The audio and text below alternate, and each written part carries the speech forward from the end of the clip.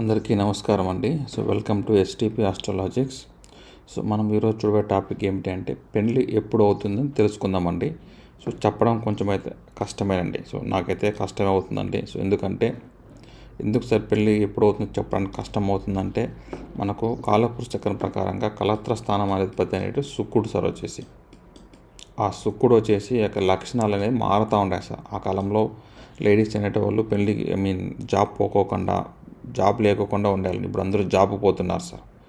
Job చేస్తున్నారు, అబ్బాయి job చేస్తున్నారు, అమ్మాయి జాబ్ చేస్తున్నారు. ఇప్పుడు అమ్మాయిలు ఎక్కువ వచ్చేసి అమ్మాయిల యొక్క ఆ యొక్క సాంప్రదాయం అనేది మారిపోతాం సార్ ఇప్పుడు. శుక్రుడు మెయిన్ యొక్క కారకత్వము మనకు మార్పు వస్తాం సార్. ఎవరి 10 సంవత్సరాలకు మార్పు వస్తుంది. ఆ మార్పు వల్ల ఈ యొక్క రూల్స్ అనేది కొంచెం అటు ఇటు ఉంటాయి సార్ వచ్చేసి. ఆ కాలంలో 15 ఏళ్ళకి పెళ్ళి అయిపోయేది, 12 ఇయర్స్కు 15కు, తర్వాత 20, తర్వాత 25, తర్వాత ఇప్పుడు 30 ఏళ్ళు వచ్చాయని పెళ్ళి అవ్వట్లేదు సార్. అందరూ జాబ్ చేస్తున్నారనమాట. ఇంకా ఫ్యూచర్కి పోతే ఖచ్చితంగా ఇది మారుతుంది సార్ వచ్చేసి. ఇప్పుడు మన 30 ఏళ్ళ పెళ్ళి అవుతుందంటే ఫ్యూచర్లో ఖచ్చితంగా 35కు 40కి కూడా వస్తుందండి. తర్వాత కొంతమంది పెళ్లి చేసుకోకుండా ఉండిపోతారు సార్ వచ్చేసి. అలా ఉంటుందన్నమాట. ఎందుకంటే ఈ శుక్రుడు సంబంధించిన కారకత్వంలో లేడీస్ ఎక్కువ సాంప్రదాయాలు అంటే మారుతున్నాయి సార్. దాన్ని మనము ట్రాక్ చేసి అప్డేట్ చేసుకొని చెప్పాలి సార్ వచ్చేసి. మన పాత బుక్లో ఇచ్చారండి 2, 7, 11 స్థానం సంబంధిస్తే పెళ్ళి అవుతుందని. ఇప్పుడు వచ్చినా కూడా పెళ్ళి అవ్వట్లేదు సార్ వచ్చేసి. అదనమాట. పెళ్ళి ఎప్పుడు అవుతుందని తెలుసుకునే ముందు ఎందుకు లేట్ అవుతుంది ఇక్కడ ఇచ్చేసాను సార్. ఎవరికైనా లగ్నంలో రాహుకేతు శని, 2వ స్థానంలో రాహుకేతు శని, 8వ స్థానంలో రాహుకేతు శని, 7వ స్థానంలో రాహు లేదా కేతు లేదా శని. ఇక్కడ డౌట్ అండి, రాహుకేతు ఎప్పుడు కలిసి ఉండవండి. ఇక్కడ ఇచ్చానమాట, రాహువైనా ఉండొచ్చు, కేతువైనా ఉండొచ్చు అనేసి భారీ ఇచ్చాను కదా సార్. అది అలా అర్థం చేసుకోండి. ఎప్పుడు రాహుకేతులు ఒకే బాక్స్లో ఉండవు సార్ వచ్చేసి. తర్వాత అబ్బాయిలకైతే శుక్రుడు కేతువు, శుక్రుడు రాహు, శని శుక్రుడు. లేడీస్కి అయితే కుజుడు రాహు, కుజుడు కేతు, కుజుడు రాహు, శని కుజుడు. ఈ కాంబినేషన్గా ఉన్నట్లయితే మనకు పెళ్ళి అయితే లేట్ అవుతుంది సార్ వచ్చేసి. ఇప్పుడు పెళ్ళి ఎప్పుడు అవుతుందో రూల్కి వద్దాం సార్. చూడండి సార్, ఫస్ట్ ఇక్కడ ఇచ్చేసాను. జాతక ఫలితాలు 3 రకాలుగా చెప్పవచ్చండి. చాలామంది కన్ఫ్యూజ్ అవుతూ ఉంటారు సార్. ఇది అర్థం చేసుకోవాలి సార్. ఫస్ట్ ఫలితాలు ఎలా చెప్పాలి, ఏ ప్రిడిక్షన్కి అయితే ఉపయోగపడుతుందండి. ఫస్ట్ గ్రహకారకత ఫలితాలు అంటే 2 గ్రహాలు కలిస్తే దానికి ఒక ఫలితం ఇస్తుందండి వచ్చేసి. గ్రహకారకత ఫలితాలు అంటాం సార్. 2 గ్రహాలు కలిస్తే ఒక ఫలితం అనేది వస్తుందండి. తర్వాత భావకారకత్వాలు. ఇక్కడ భావకారకత్వాలు అంటే మనం ఇక్కడ లగ్నం తీసుకోవాలి సార్ వచ్చేసి. లగ్నం భావకారకత్వం అంటే సార్. నెక్స్ట్ రాశి కారకత్వం అంటేనే ఇప్పుడు పెళ్ళికి కారకత గ్రహం వేస్తారు వచ్చేసి శుక్రుడు. దీని అధిపతి శుక్రుడే కదండి. వృషభ రాశి అధిపతి, తులారాశి అధిపతి శుక్రుడు. అప్పుడు రాశి కారకత్వం రావాలి. తులారాశిలో గ్రహాలు ఏమైనా ఉన్నాయా, వృషభ రాశిలో గ్రహాలు ఏమైనా ఉన్నాయా తెలుసుకోవాలి సార్ వచ్చేసి. ఫస్ట్ పెళ్ళి ఎప్పుడు అవుతుంది సార్ అంటేనే చూడండి, గ్రహకారకత ఫలితం ఎలా చెప్పవచ్చు అంటే, అప్పుడు ఫస్ట్ భావకారకత చెప్తాను. అందరికీ తెలిసిన విషయం చెప్తాను, తర్వాత తెలియని చెప్తానండి. ఫస్ట్ భావకారకత ఫలితాలు అంటే అందరికీ తెలుసండి. 2వ భావం అంటే కుటుంబము అంటూ ధనస్థానం అండి. ఎందుకు సార్ 2వ భావం కుటుంబం ధనస్థానం ఇచ్చారంటే, ఒకటి మనం కదా సార్, మన తర్వాత మనం పుట్టినాక మనం ఏర్పరచుకునే కుటుంబం అదే సార్ పార్ట్నర్. 7వ భావం కనెక్ట్ అవ్వాలి. ఆ పార్ట్నర్ ఇంటికి తెచ్చుకున్నామంటే 11వ భావం సార్ వచ్చేసి. మన కోరికలు నెరవేరుతాయి. అర్థమైంది సార్ వచ్చేసి. అప్పుడు ఒకటంటే మనము, అదొకటి మనం కరెక్ట్గా ఉండము. 2వ భావం అంటే కుటుంబము. ఎవరు కుటుంబం? మన కుటుంబం ఉంటుంది సార్. కానీ పెళ్ళి అయిన తర్వాత మన కుటుంబం మళ్ళీ 7వ భావం కనెక్ట్ అవ్వాలి సార్. 7 అంటే పార్ట్నర్, అమ్మాయి లేదా అబ్బాయి రెడీగా ఉండాలి. అన్నిటికీ మనకు 7 కదా సార్. ఫస్ట్ ఉంది అమ్మాయి అబ్బాయి రెడీగా ఉండడానికి కారణం భావం అంటే 7వ భావం అండి. అమ్మాయి లేదా అబ్బాయి రెడీగా ఉన్నారు. తర్వాత ఏంది, డబ్బులు రెడీ చేసుకోవాలి, కుటుంబంలో ఒప్పుకోవాలి సార్. ఇద్దరు ఒప్పుకుంటే ఏమైపోతుంది, ఫైనల్గా 11వ భావం అమ్మాయి మన ఇంటికి వచ్చేస్తుంది. లాభం. మన ఇంట్లోకి అడుగు పెడితే కదా సార్ అమ్మాయి. అప్పుడు అమ్మాయి మన ఇంట్లో అబ్బాయి లేదా అమ్మాయి మన ఇంట్లో అడుగు పెట్టారంటే మన కుటుంబం ఏర్పడినట్టే కదండి. ఈ 2, 7, 11 భావాలకే చెప్తారనమాట. మన కేపీఎస్ఎల్ అంతా 2, 7, 11 భావాలు బట్టి చెప్తాం సార్ వచ్చేసి. అప్పుడు సార్ నాకు 2వ స్థానం అధిపతి దశ అంతర్దశ ప్రత్యంతర్దశ కూడా చూడాలి సార్ వచ్చేసి. దశ ఉంటుంది, అంతర్దశ ప్రత్యంతర్దశ. ఏది సార్ ఎక్కువ బలం అంటే 80% ఉండేది అంతర్దశకే బలం ఎక్కువ ఉంటుంది సార్ వచ్చేసి. ఈ అంతర్దశకే బలం అనేది ఎక్కువ ఉంటుందండి. మీకు 2వ స్థానం అధిపతి అంతర్దశ కానీ, 7వ స్థానం అధిపతి, 11వ స్థానం అధిపతి ఈ యొక్క లింక్ అవ్వాలి సార్. ఏదో ఒకటి 2, 7, 11. అప్పుడు దశ అంతర్దశలు జరిగితే పెళ్ళి అవ్వచ్చు.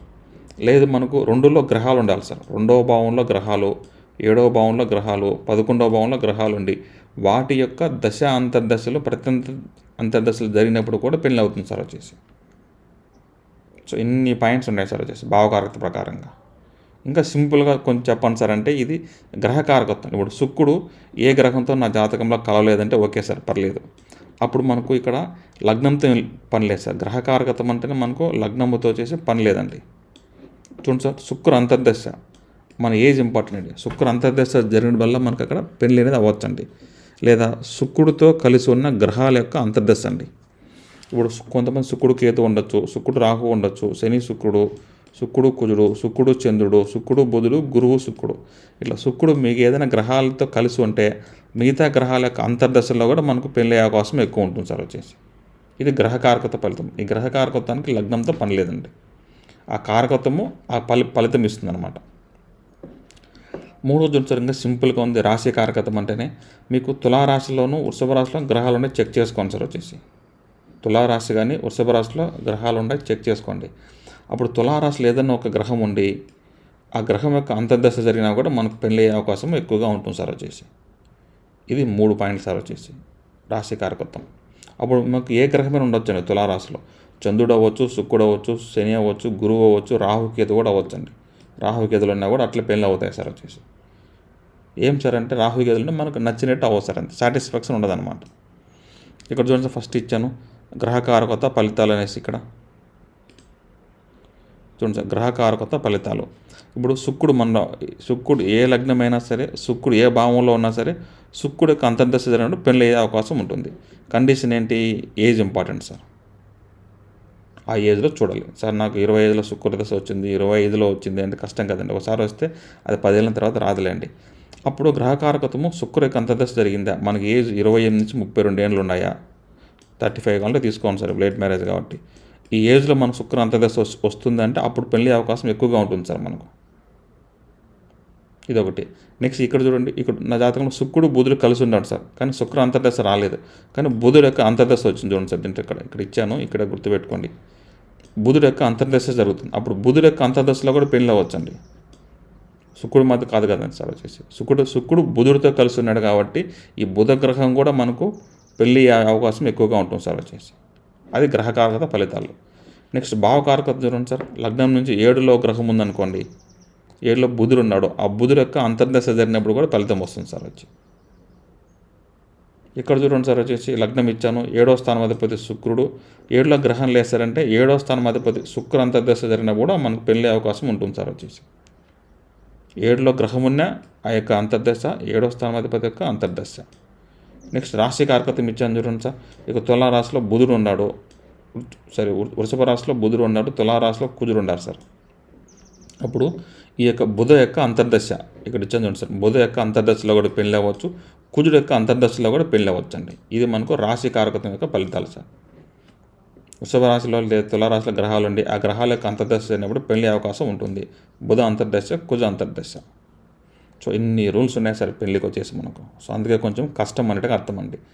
మెయిన్గా ఈ పెళ్ళి అనేది నాకు తెలిసినంత వరకు నా అనుభవం ప్రకారం ప్రాప్తం అండి. మీరు కరెక్ట్గా ఏజ్ వేసి కరెక్ట్ సరైన సమయంలో జ్యోతిషాన్ని సంపాదిస్తే వాళ్ళకి చూసినప్పుడు శుక్ర అంతర్దశ ఏదైనా వస్తే అయిపోతుంది సార్. వాక్కుస్థానంతో పెళ్ళిళ్ళు అయిపోతూ ఉంటాయి. సో సరైన టైం రావాలి సార్. మనం ఆతృత పడుతూ ఉంటామండి, కానీ టైం వచ్చినప్పుడు అయిపోతాయి సార్. జ్యోతిష్యం చూసినా చూడకపోయినా, జ్యోతిష్యం చెప్పించుకోకపోయినా మనకు గురుబలం ఆటోమేటిక్గా వస్తే పెళ్ళిళ్ళు అయిపోతాయండి. అందరూ జ్యోతిష్యం చూసి పెళ్లి చేయట్లేదు కదా సార్ వచ్చేసి, మన టైం అన్నమాట అంతే. మనకు బుధుడు బలంగా ఉంటే జ్యోతిష్యాన్ని ఫాలో అవుతాం సార్, కుజుడు బలంగా ఉంటే మన జ్యోతిష్యాన్ని ఫాలో అవ్వం సార్ వచ్చేసి. ధైర్యంగా ఉంటాం, వస్తారులో ఎవరెవరో సంవత్సరం వెయిట్ చేద్దామని ధైర్యంగా ఉంటామండి. సో ఇది సార్ పెళ్ళి ఎప్పుడు అవుతుంది అనేది ఇన్ని రూల్స్ అయితే ఉన్నాయన్నమాట. సో ఫైనల్గా కొంచెము చూడండి, ఇన్ని రూల్స్ మనం చెప్పడం కొంచెం కష్టమే అవుతుంది కదా సార్, ఎప్పుడు పెళ్ళి అవుతుంది అనేసి. సో అట్లనమాట. సో పెళ్ళి ఇప్పుడు చాలా అవ్వకపోవడానికి కూడా చాలా కారణాలు ఉన్నాయి, చాలా రూల్స్ ఉన్నాయి సార్. సో నేను మన బుక్లోని రూల్స్ కానీ మా గురువుగారు చెప్పిన రూల్స్ అని చూస్తే కొన్ని మ్యాచ్ అవ్వండి. ఇక్కడ మనం ఎంత నేర్చుకున్నా కూడా ఇంకా కొంచెం మనం అనుభవం అయితే కావాలి సార్. ఎందుకు పెళ్ళి అవుతుంది, ఎందుకు పెళ్ళి అవ్వట్లేదు అనేసి కనిపెట్టడం చాలా కష్టంగా ఉంది సార్ ఇప్పుడు. ఎందుకంటే ఈ శుక్రుడు యొక్క కారకత్వం అంటే లేడీసు, అమ్మాయిల యొక్క లక్షణాలు అన్నీ మారుతున్నాయి సార్ ఇప్పుడు. సో అందుకోసం అనమాట ఇది దీనికి కాలాన్ని బట్టి మనము దీనికి రూల్స్ అనేవి మనం ఏర్పరచుకోవాలి సార్ వచ్చేసి. అదే పాత రూల్స్లో మనం ఉంటే కష్టం అండి. కొత్త రూల్స్ మనము కనిపెట్టాలన్నమాట. ఆల్రెడీ మనకు పరాశర వాళ్ళు చెప్పారు, ఇదే లాజిక్ సార్ వాళ్ళు చెప్పిండేవి. గ్రహకారకత్వాలు ఒకటే సార్, మనకు పరాశర చెప్పిన గ్రహకారకత్వాలు ఒకటే ఉన్నాయి. ఆ కారకత్వంలో కొంచెం మనం ఒక అడుగు ముందుకేసి ఇది అవ్వచ్చు అనేసి మనం చెప్పగలం సార్, అంతే. అంతేగా నేను కొత్తగా కనిపెట్టిన ఏమీ లేదు సార్ ఇక్కడ. ఆల్రెడీ మనకి ఇక్కడ బుక్లో ఉండేటివే నేను చెప్పాను తప్పితే కొత్తగా నాది ఏమీ లేదండి. అదైతే అర్థం చేసుకోండి సార్ వచ్చి. సో రికార్డింగ్ క్లాస్ అవైలబుల్గా ఉన్నాయి సార్. ఎవరైనా జ్యోతిష్యం నేర్చుకోవాలనుకుంటే ఈ నెంబర్ వాట్సాప్ చేసి మీరు రికార్డింగ్స్ అయితే తీసుకోవచ్చండి.